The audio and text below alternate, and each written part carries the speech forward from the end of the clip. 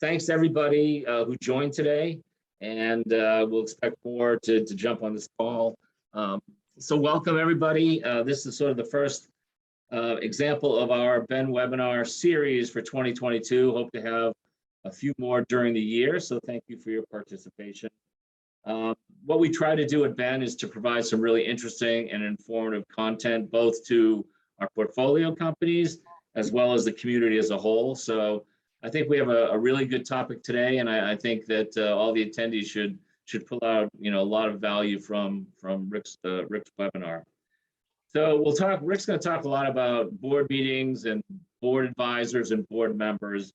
And for those that know Ben Franklin, we really like the idea of making sure companies try to incorporate boards of advisors or boards of directors.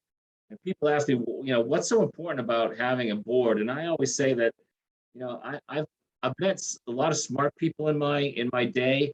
I have probably met very, very, very, very few, if any, amazingly smart people who can do everything. So if you have to run a company, I've never met a person who knows marketing and legal and hiring and HR and research and development and tech and IT. No one knows it all. And I think the ability of a good team to draw on the competencies that they don't have internally is a really important practice. The other thing, so this backfilling of the skills you don't have is very important.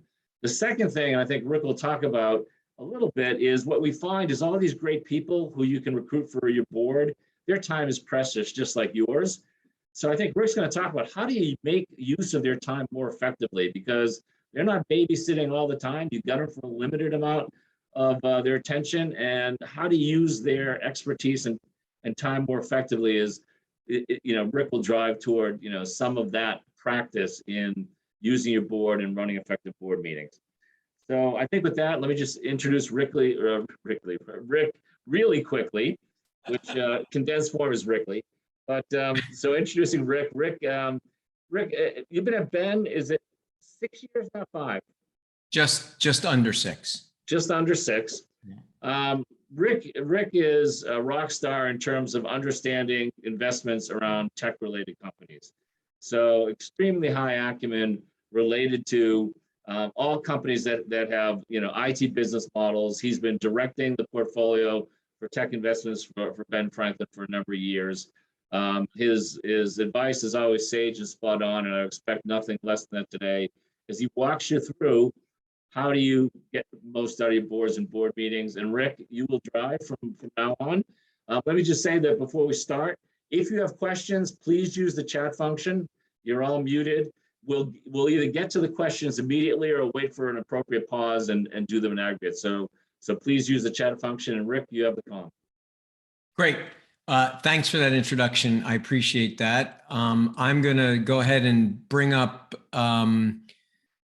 a deck here. Just give me a second. And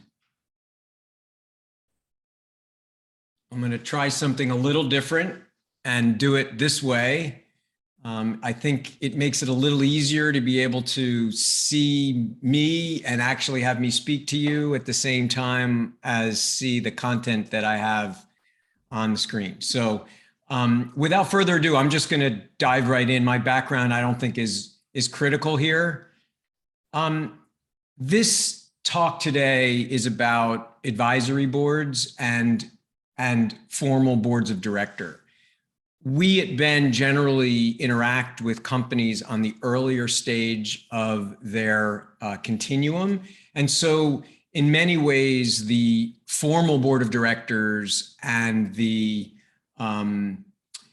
advisory board are in one and the same. And so I'm going to sort of speak of them as one of the same with one qualification. So the goal here is to talk about making good use of this board that you have curated or are going to curate. So I'm just going to take this first sidebar and explain that a formal board of directors has the duty of care, duty of loyalty, and duty of obedience. And if you treat them in a casual way, and they are a formal board and there are formal discussions that need to go on, that is distinguished from today's discussion. Okay, so I am not going to talk about the formalities of a board or anything about voting or any kind of corporate governance. Instead, this is about the advisory capacity of either your board of directors or a formal board of advisors. Because again, I'm generally on boards, and most of the time it's in an advisory capacity, not in this formal duty of care, loyalty, and obedience. So with that disclaimer out of the way, let's jump into it. So the goal of one of these boards is to receive value from the experience that those people are there. They're taking their time, they're involved in your organization. You want to do the most you can to get the most value from them. Right? The key here, in my opinion, is crisp, clean, concise, and consistent facts as the foundation for interactions. In other words, it's not about the facts. It's about establishing the facts so that good conversations can occur. So the principles that I'm using here are, you get out what you put in. Discipline in the meeting and the ability to do this actually foreshadows operational discipline, in my opinion. And if you're not asking people for something, then you're not going to get anything, and the rest you all can read. The disclaimer that I should say that was during the chat before the session started was that this deck is available to you. My email address you can find, or however you got here. You can get today's deck, as well as there's a template that this content is based on. In other words, there's a board template that I have published, and you can use that and make it your own. Somebody asked that question already. So moron method, right? I came up with these C words. Believe me, there's nothing special about them, but I like things that are crisp with a good crunch. I like things that are clean, meaning not a lot of extraneous information, just the things that need to be done. Concise, less words usually is more. Although it's more difficult to use less words, to be honest. And being consistent, which is the thing that is the most important element of today, which is by having a consistent way in which you are talking with your board, the better off you'll be. Not just the facts, but also the lexicon, not using 4 different words for the same thing. So what do you call a customer? Are they a client? Are they a customer? Are they a partner? Having a lexicon and using similar same words all the time is really super important. So moving on. So you first want to prepare for your meeting. So you're going to need a fact set. You're going to need a set of facts that you're going to use as that foundation for conversation, as we talked about. Do you have the facts you need? Start early, because sometimes your team won't be able to get you the facts. Now, if you're a one-person show, sure, the facts are yours. They're still not trivial to get, but know what the fact set is. Understand what your goal is of this meeting, right? If there are 20 things that you might want to talk about, what are the top 1, 2, or 3 goals of the meeting, or 1, 2, or 3 outcomes of the meeting? What dangers are there in the meeting? I don't mean danger as in you should keep information from your board, but rather what conversation or what topic might bring us down into a rabbit hole, and be prepared to pull back from that particular rabbit hole. And then lastly, how much involvement do you want to have in your team? You'll see this later on in the presentation, but I'm a big fan of inclusion. And so I think that team involvement is a benefit. And you'll see that later on. The last thing I want to say about dangers is this idea of transparency. I am not afraid of candor. I am not afraid of transparency. Not every entrepreneur feels the same way that I do, but it's what I think. And so I would rather be candid with my boards, with my colleagues, with my peers, with my friends, because first of all, I'm a terrible liar. I can't remember all the things, the different stories I might tell, but more importantly, by being candid, by being transparent, it enables them to help you, because a problem that they know they can help with if you keep it from them, it's an issue. So moving right along. So there are sections of the meeting, in my opinion, and you're starting with facts. So your facts tell a story. Summary, finance, sales, marketing, product operations. Those are the story that is the story that you're telling with the information that you are gathering and now presenting to the team. But facts are the basis for the interaction, meaning they're not the thing that the meeting is about. It's not just a litany, a laundry list, a variable, like a pile of numbers and facts and figures, but rather the facts are leading you to the interactions that you hope to have. Because again, you're there to derive value from these individuals that you've chosen to be a part of your board. It's later in the meeting where in my opinion, you should be clear about what challenges you have and actually formalize, create discussion topics for the meeting. Now, you could be, bloviate for an hour or 2 hours or 3 or however long you want on all your facts, and now you don't have any time for discussion. And in my opinion, that's an opportunity lost.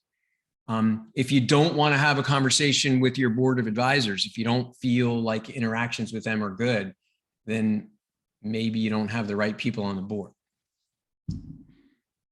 So questions will pop up in the chat window if anybody wants to stop me.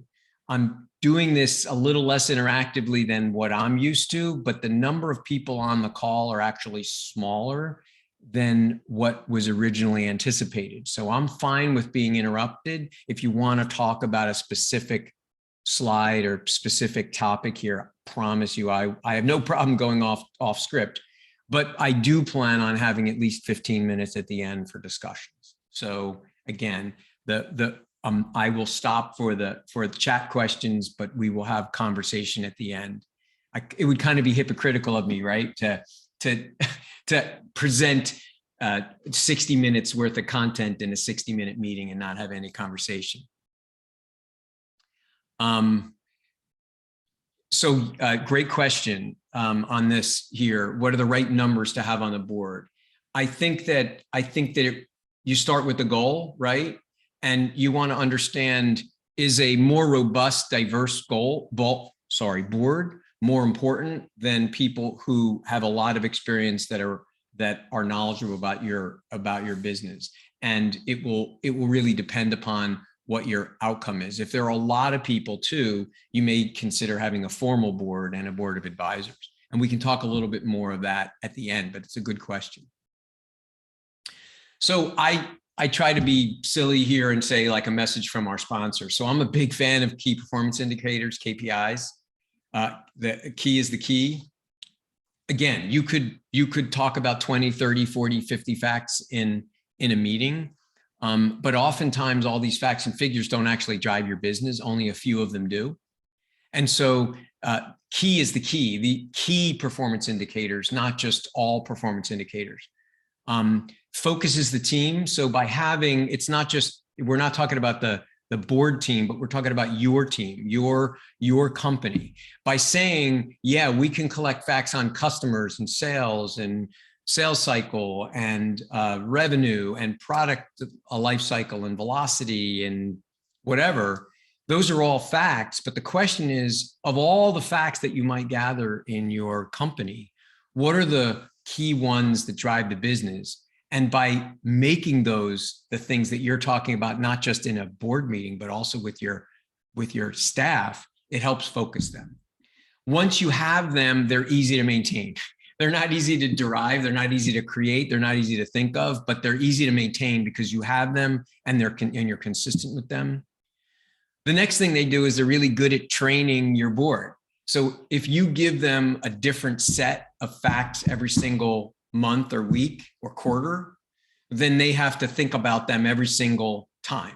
So it's a good training for them because when they get a board packet, they see the same or similar things each and every time, which is really, really valuable to them. I've been on many, many boards. I know that there are a few people in the audience that I happen to know. They have been on boards. And I will tell you, if you got a same board deck every time, it's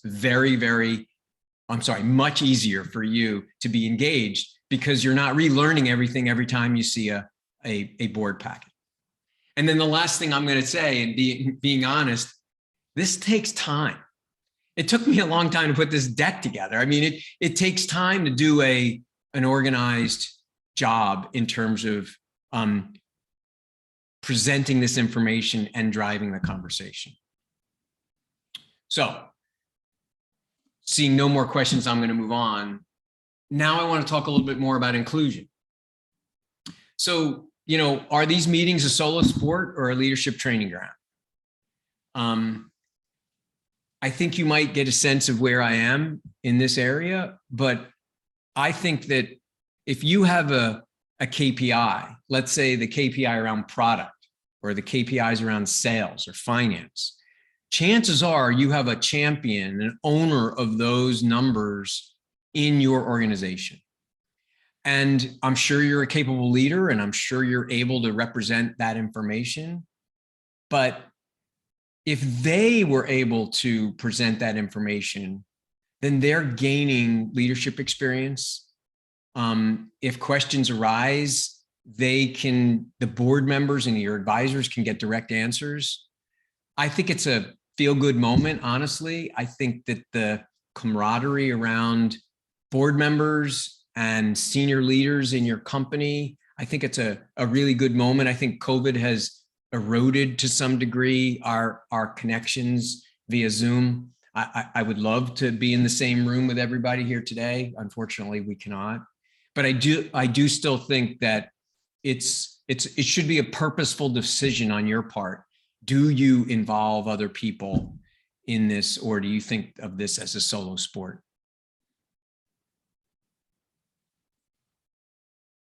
So there is a meeting summary. I like to start with a summary. I started with an agenda. When you establish the goal, then it focuses the meeting and it allows the most important KPIs to be seen at first. And it even shows you a direction. And so you should understand what your goal is. You should be defined in what your focus hopes to be. And you should know what direction you want the meeting to go in. And most importantly, what's the direction of your company?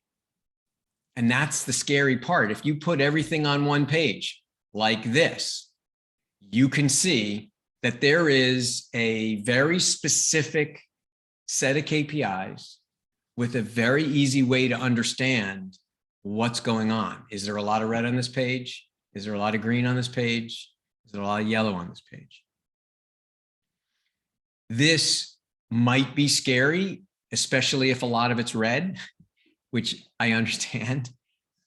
But again, a problem that we know we can solve and a problem we don't, we can't. And so this is putting it right out there. And it takes a little bit of bold leadership, I think.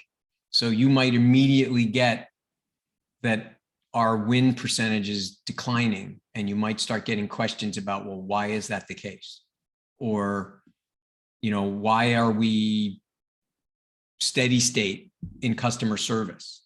And is that a good thing? Should we be steady state in customer service? And I would argue, yeah, I think customer service is good. Customer service should be boring, right? So you're putting some of your KPIs. These are the things that you feel are important, and you're putting them on this first slide. I missed something in this slide, and I want to give a shout out to one of my colleagues.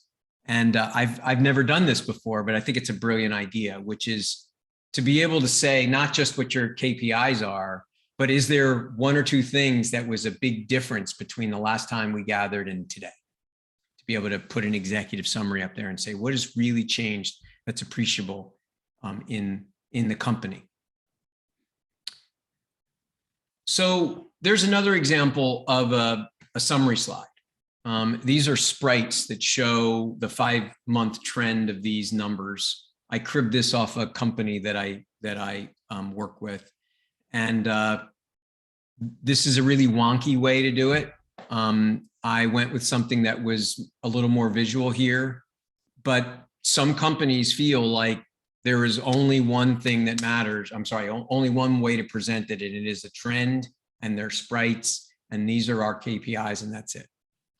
It really is up to you, and it's personal, however you'd want to do it. In this particular case, it's 5 months of data with a trend line and a sprite, and done in Google Sheets. You can't really do this as easily in Microsoft Excel, but you can. So here you go with facts in a department.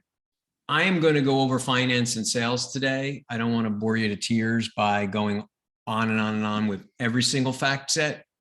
Again, reminding you that I'll send you a template where there's an example, or rather examples of slides and information you may want to put in for all 5 of these fact areas.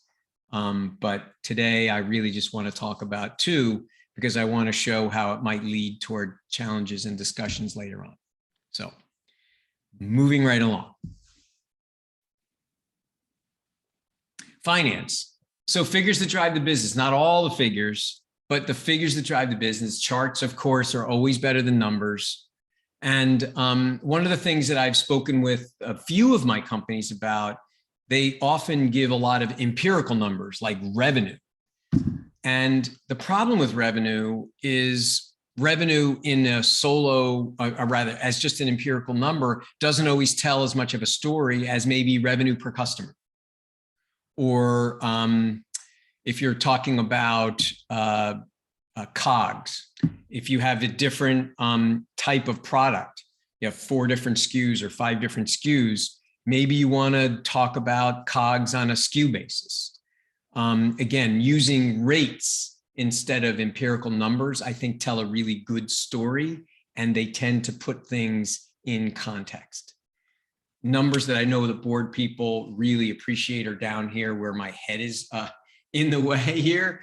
But cash flow, cash on hand, aging reports, financing, cost of goods. I think most people know what the finance numbers should be, so I'm not going to belabor this too much. I think the main points I'm trying to make here is trying to create charts wherever you can, and trying to create rates so that things are clearer and easier to comprehend on the part of your members, your team.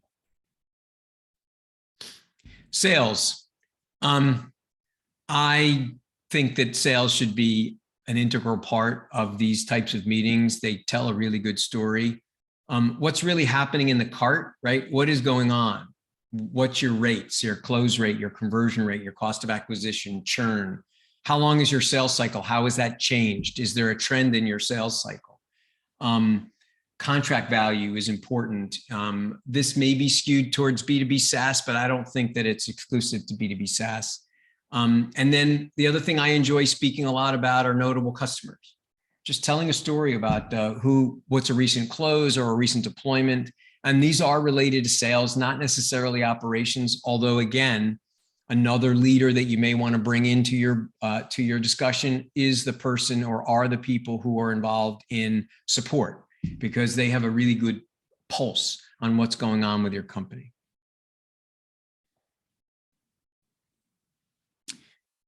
Please have a pipeline. Pipelines are really important. There's a lot to say, so say it. Having probabilities in your pipeline is important to understand. You will be questioned about this. I know as a board member, I care. Well, why are contracted only 35%? What do you use to base that probability on? Contracts and opportunity size. Here in the presentation, you can see that I'm just producing a graphic that says the bottom 2 rows in this pipeline are worth $1 million. That's the opportunity size in those bottom 2. So you would say that at 70 or 80% probability of getting $1 million of total contract value. That's a concise and crisp way to articulate what's going on with your sales pipeline. What does the timing look like? You could even use, this is 100 days, this is 45 days, this is 20 days, and this is 10 days. literally showing what the timing is of your pipeline. Use an IT tool. There are a lot of them out there. They're pretty straightforward. I'm happy if you want to, in the chat, you want to talk about some of the tools, or you can follow up with me in an email. I'm happy to talk about pipeline tools that are available. There's some pretty good ones out there that are not hard to use.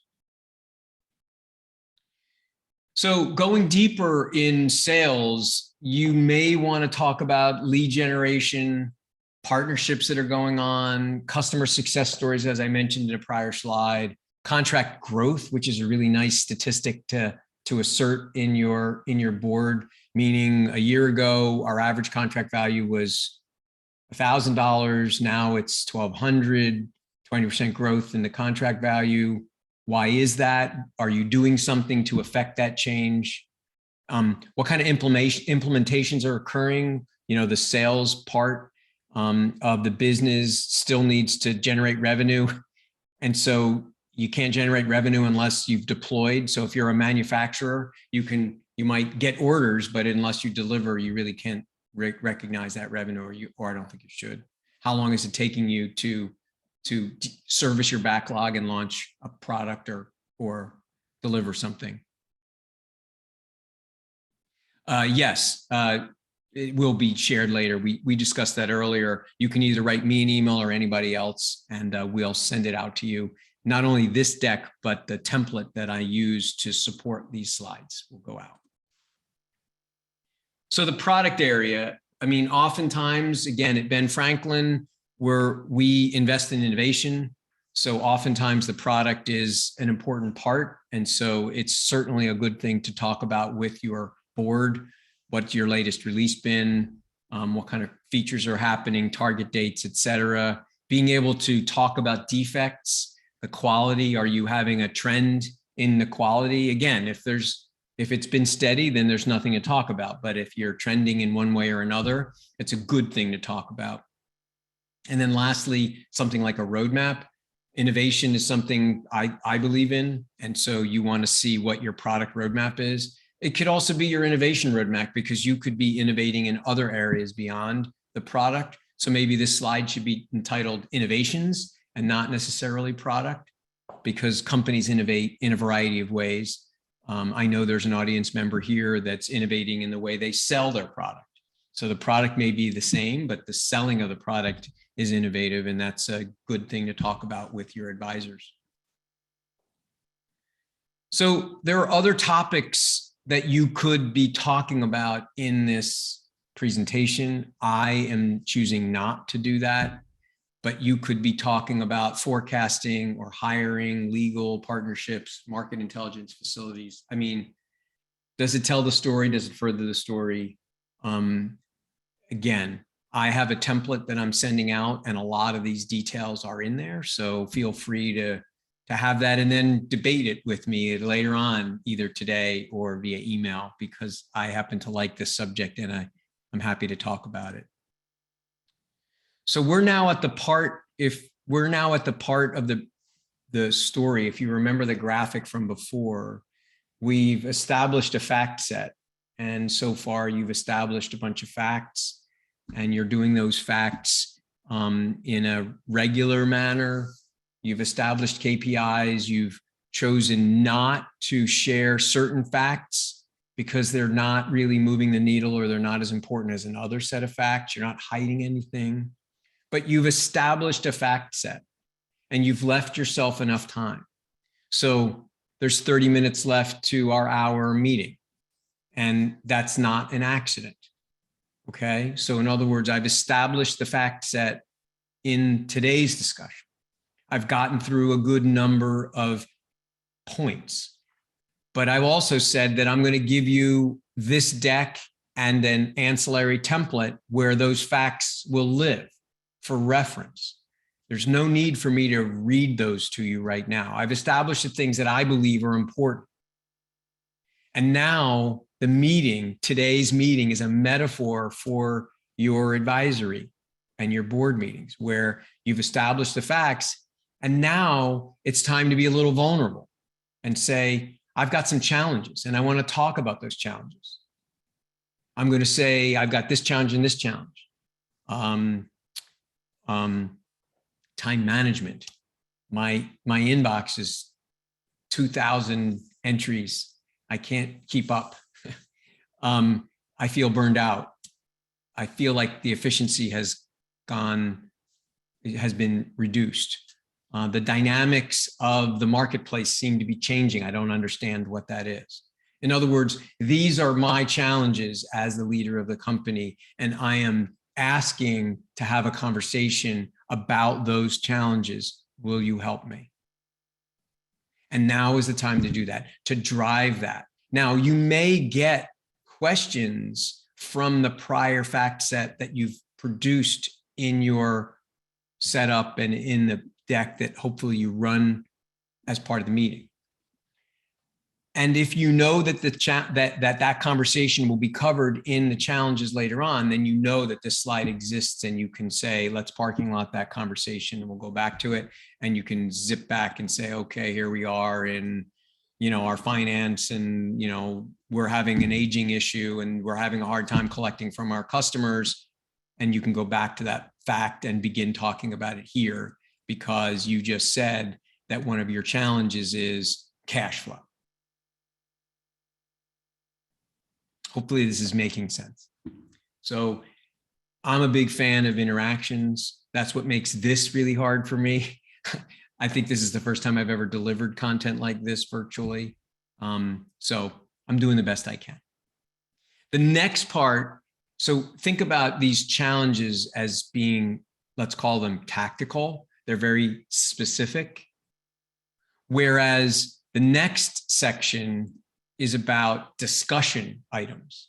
So you're not necessarily saying that I have this particular problem, but now you want to rely on the experience of your board to really have a conversation about things that are not so obvious or don't have a discrete answer. Do I raise now or do I raise later? Do I add another C in my C-suite? Do I establish a partner or not? These are pretty big conversations, and they often are based on some of the fact sets that you've provided earlier on. If you have the right KPIs, or if you have good KPIs, you should be able to point to some facts as the conversation occurs. So what I want to say now is that we have two important elements of the last component of this meeting, which is about challenges that you have as a leader and then discussions that you want to lead. What if number one and number two were true? What impact would that have on the company? What if the war in the Ukraine and the recession that we think may be ending continue on? How might that impact my business? There's no obvious answer to that question, but the discussion about it may be illuminating.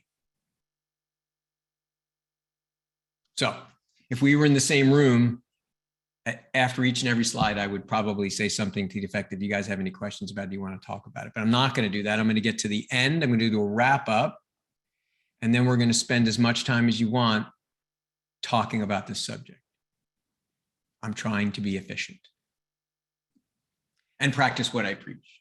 So for me, the most important takeaways, and I'm going to ask you what you think the most important takeaways are of today. And by the way, I'm leaving room also to show you the template that I generated so that you can get a preview to that. But for me, boards are not about just spewing a bunch of facts, vomiting a bunch of facts, but rather you're trying to get advice from them. Facts are the foundation of what you're talking about, not the destination. So you need the facts. The facts are important. The facts are imperative for somebody to be able to help you, but it is not about the facts. So if you give 55 minutes of facts for a 1-hour meeting, that leaves only 5 minutes to have any meaningful discussion. I think stories are compelling. I told none today on purpose, but those that know me know I like to tell a good story. But stories are important, and facts tell stories too. facts tell stories about especially trends, or, one thing you could mention in a board meeting is like, we used to talk about sales cycle a lot, and we're not talking about it anymore. This is an interesting story. Why? Because we no longer have our sales cycle changing.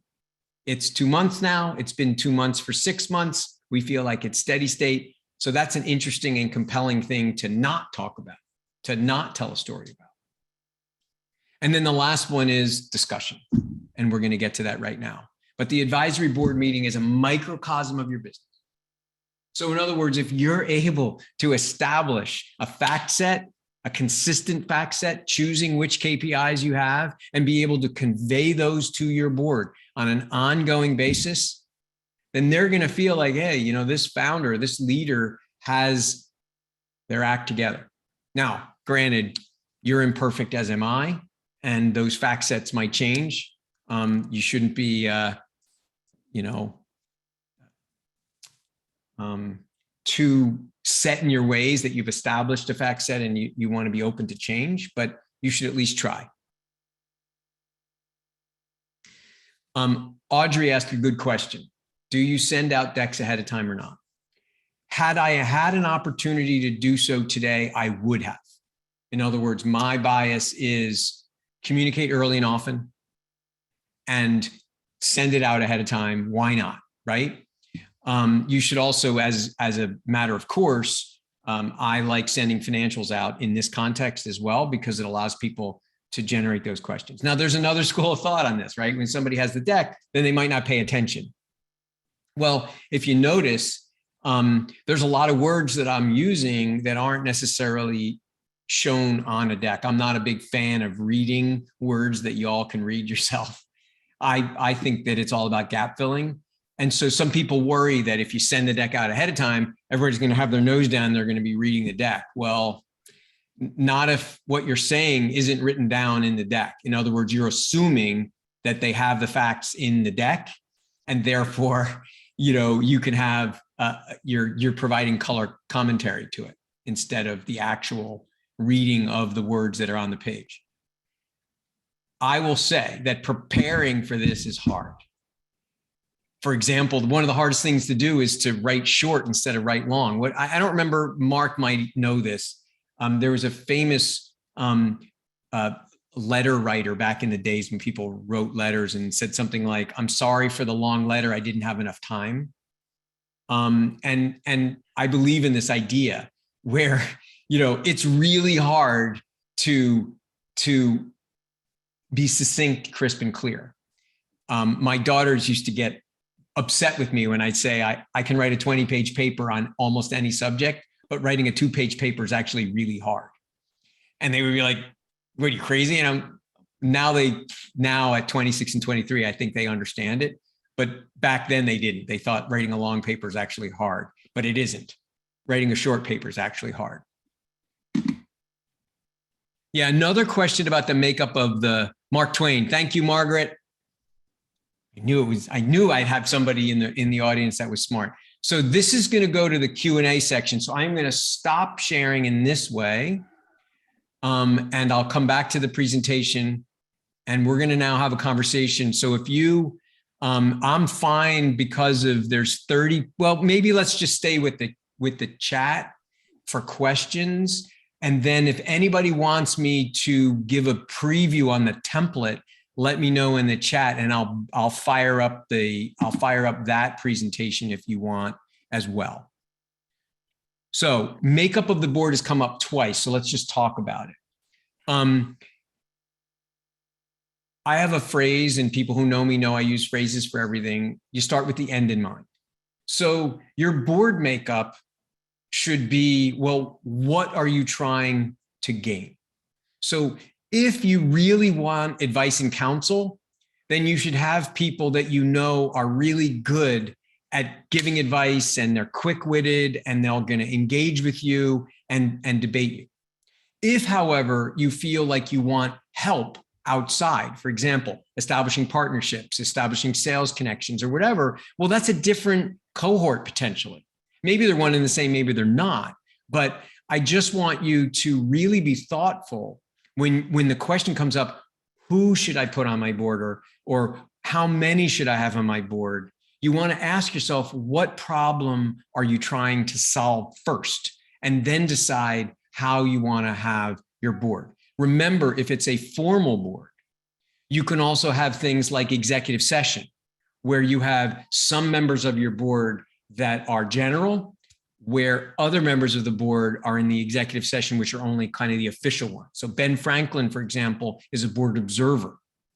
We are not automatically invited to an executive session because we're not a formal board member, but we are involved in the overall board conversations. So again, start with the end in mind. Maybe your board deck is designed in such a way to have executive session at the end. In fact, I'm on more than one board too, specifically, where that's exactly what they do. They invite members of the team. There's nice conversation while those team members are there, and then they go into an executive session and people disappear. So at least one person has asked for that. Let me bring that up super fast, and I'll spend as much time or as little time as you all want me to. I'm going to share this differently. Share screen. So this is an advisory board template that I produced, and you will be given this via email if you ask. And it follows a very similar rhythm that the deck did. But remember, today is a webinar. I didn't want to just talk about this because I think this is a little boring to present, quite honestly. It has instructions in it in red. It goes through what I believe are the outline of a decent, it's again, I think Jerry was asking me earlier, right? This is one person's opinion. This is my opinion about how boards could be run. You saw us talk about summary pages. What I've done is I've produced 1 or 2 or 3 slides on each of these subjects and talked about what you might or might not choose to include. Now, because I have a long history in IT and B2B SaaS, this has a flavor of B2B SaaS to it. It is not exclusive to that. The only place where I think it's sort of a misalignment would be in sort of pre-revenue companies and pre-product companies. I don't know how any of this stuff would really work, but I'm sure if you reached out to me, we could spend some time and talk about how you might do that in a pre-product, pre-revenue company. It's just that I don't spend a lot of time. So just going through here real fast, checking time, we have 15 minutes, great. I think we're doing pretty good. Sales metrics, I used chevrons here in the pipeline in the deck. Success stories, sales initiatives. By the way, I'm revealing a little bit of my thing here. I think that marketing is a part of sales. It's just a thing for me. We can debate this at any point.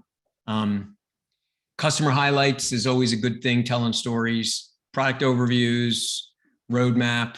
Again, this should look very similar to the deck I just delivered.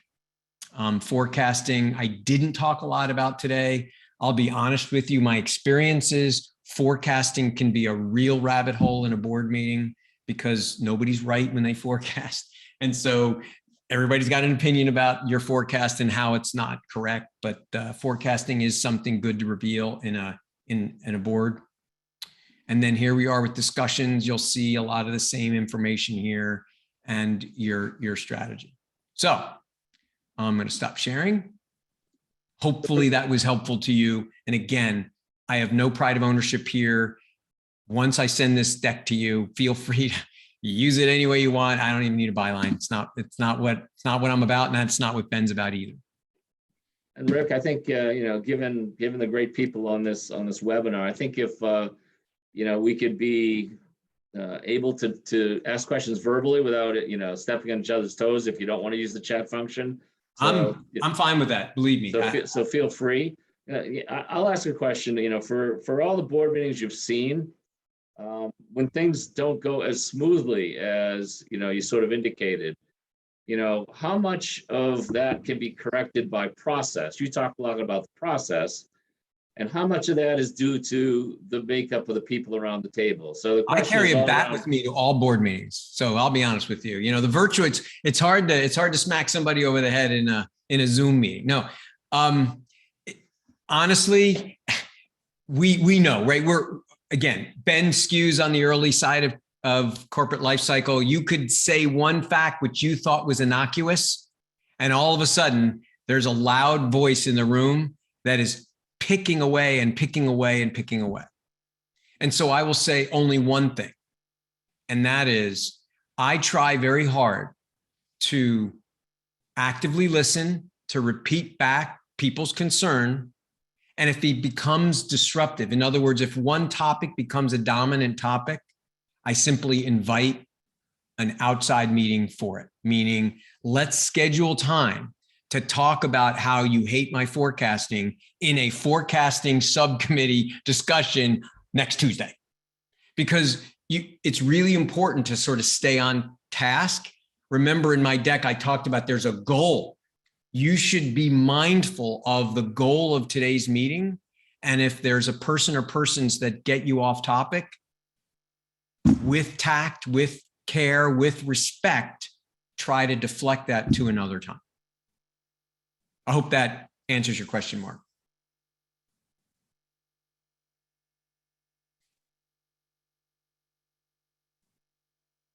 Yes. So Margaret asks the question about this, and Margaret, a little bit of what I said does relate to that.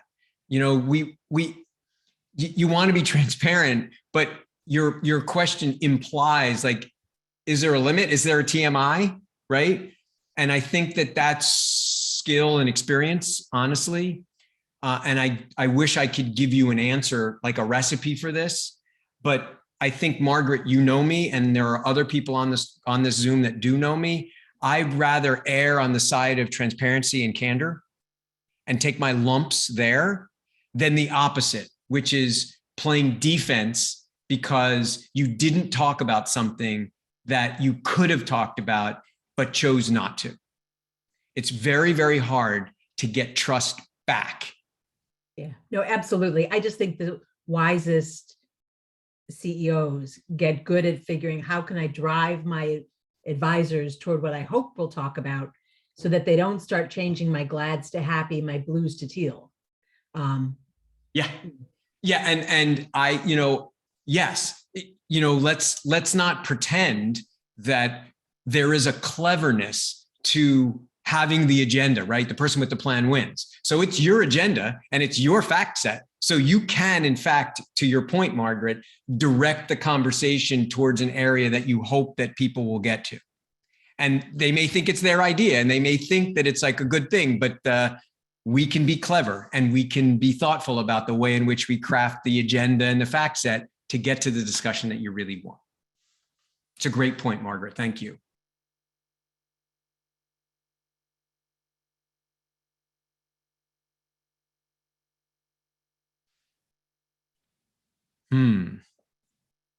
So what I recommend on this question about how you get to post-product, post-revenue, this is my job at Ben. So I welcome you. Write me an email. What you'll see in response to that email is put 30 or 60 minutes on my calendar, and then you come in and we have a 30 or 60 minute conversation, and I will share with you my 31 years of experience and 5.5 years of investor, and I'll do the best I can, right? But I am absolutely broadcasting here my willingness to help because a rising tide raises all boats. Whether or not you're the right company for a Ben investment or anything is immaterial to me. So feel free to reach out, but I don't think I can answer the question in this venue. But it's a good one. We have 9 minutes. Hey, Rick, sometimes, or I say most times, a leader can choose its board of advisors. Sometimes a leader doesn't get to choose its board of directors because investors may nominate someone that maybe not the leader's first choice. And so the board is, if you will, the board is comprised of folks that are sort of glommed together rather than chosen. And I just wonder if you have any experience around situations where things have either worked particularly well or not well when you have sort of people of not your own choosing, and how would you better utilize those you didn't choose but sort of got glommed on? Okay, I love this question, Mark. Thank you. So I use a horrible phrase, but I'm going to say it now, which is, if you don't know who the chump in the room is, it's you. Let's not pretend that this situation that Mark is describing, where not everybody in the board meeting is somebody that you've chosen, it is incumbent upon you as a leader of your company to have a relationship with everybody on your board and have conversations with them before the board meeting, after the board meeting, over drinks, whatever. You need to have a relationship. It is the only way, Mark, that I know that you don't end up getting consumed by an adversarial or difficult situation with one or more board members. Even if you've chosen that board member, it can happen. And so it is imperative as a good leader of your company to have good relations, or at least working relations, with everybody on your board. You can agree to disagree, but you need to disagree agreeably. And so the only way to do that is to have a relationship. Now, I am biased here. I am relational, not transactional. I don't keep track of wins and losses. It's just not the way I'm built. And so this is the way I like to do things. I can't say that that's for everybody, because not everybody is particularly, adept at establishing those relationships. But it's the only way I am aware of, Mark, to blunt the situation that you're describing.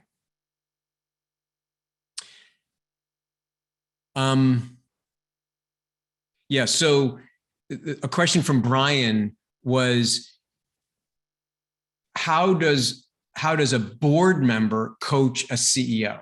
I think the best way a board member can coach a CEO might be to take the presentation that I gave you, or you will get, and send it to the CEO and say, hey, this will help me help you much better, right? It may sound arrogant the way I said it, but the way you can help a CEO is to explain to them how it's difficult for you to help them and how they might be able to help you help them. If maybe it's this deck, fine. Or maybe it's this, outside board meeting conversations or whatever. But that's the kind of coaching that I provide with my portfolio companies, where I give them feedback after almost every meeting. I write a quick note to my portfolio companies and say what I like. Olku, you've gotten one or two of those in your time. I thought the meeting went really well. This is what I learned. And that's my way of helping a CEO improve. Now, again, I hate using the words I'm helping them because it feels incredibly arrogant, but all I'm saying is that this is my feedback. This is what I learned. This is the impression that I got from today's meeting. And by providing that, by being bold and doing so, I think it will help the CEO. Brian, I hope that answers your question. Yeah, so the question from Audrey is about, yes, there are some people who make investments that make a requirement, a term in their investment to be a board member. And that's where they become, forced upon you. When you get an investor, even if they're investing 0.000000001% of your company, they're still your partner now. So be careful on, the company you keep. The money might seem inexpensive at first, but then you realize, oh, that's pretty expensive money, because you now have somebody who's in your board all the time and they're totally disruptive. I also know somebody in this presentation today who has had this problem and has had to deal with it.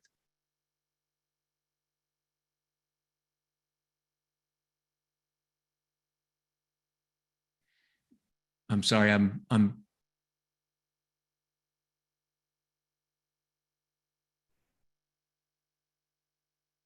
Yes. So you're magnifying something that I forgot to magnify again.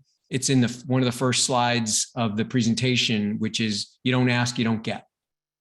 And so, don't be afraid to ask. I know that for a long part of my life, I didn't like to ask for directions. I was a stereotypical person about that. But now, you know what? I ask for directions. Maybe I'm not great at it, but I try. And it's certainly true in a board meeting where you really want to say, these are the things I need from you. And that's the challenges and that's the discussion, as well as specifically, I've got portfolio companies that say specifically, can you introduce me to these 3 companies that are in your portfolio? Absolutely. So we are now 3 minutes from the end and I see no more real questions. I appreciate the accolades. Most importantly, I appreciate your attention and the willingness to spend some time on this. Rick, Right. may I ask just one more question? And then, again, as we reach 1 o'clock, please feel free to stay on or jump off. But the question is around, board members aren't necessarily appointed for life. Sometimes people as advisors or board members get stale. What would you recommend as a process if you think a board needs refreshing? And what seems to work and what seems not to work? And sort of saying, something, we really think we need to have a change in the board of advisors or board of directors composition. It goes to my earlier question. Thank you for that, Mark. The earlier point I think I made was about having relationships with everybody on your board. If you have a relationship with everybody on your board, then it'll be a relatively straightforward conversation to have with them when it comes time for you to talk about parting ways. In the adversarial situation, then you're going to have to go back to your corporate governance documents and try to create voting and, vote people off the island and stuff like that. But in my experience, when you have a solid founder, solid CEO who has relationships with everybody on the board, they know how to do board management because they have relationships with everybody on their board and will ask them to figure out a way to make this happen. But I think you're talking about something that's very real. It's a very real problem that happens all the time, unfortunately. Well, as Rick noted, we sort of came to the end of our allotted time. And again, being mindful of everybody's time. Rick, is any questions you see on your end for the chat function? I don't see any on the broad chat. I don't. Okay.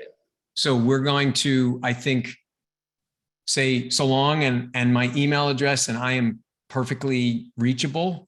I hope I desire to be reachable. So please don't hesitate to reach out to me.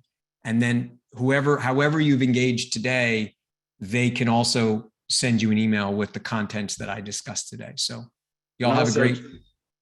And also just let me recognize that before everybody jumps off, we record and archive these events. So a lot of these events are chock block full of information, and you might not have caught everything. So give us a few days. This will be on our website, the whole webinar. You can listen to parts or all of it again at your discretion. So, we hopefully have this content that is continuously useful for everybody out there. So, Rick, thank you so much for guiding us through, your expertise in this process. And thanks to everybody for taking their lunchtime to join Ben today. So thank you all. And if you have any comments about future topics or ideas, please send them to us. I really appreciate it. Thanks, everybody.